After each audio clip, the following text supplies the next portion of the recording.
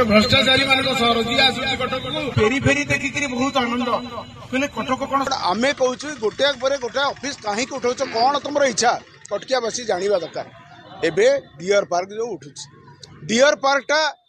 आम समस्त गोटे आकर्षण केन्द्र आम नंदनकानन किंतु ताकू दुर्भाग्य पुणी उठेवा योजना कर 2005 रु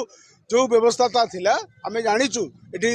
संख्या बढ़ीगला संख्या तो तुम थरे काढ़ी नहीं जाइल आम काढ़ुन एठी जिते अधिक संख्या हो काढ़ किंबा अन्यत्र यही कटक रख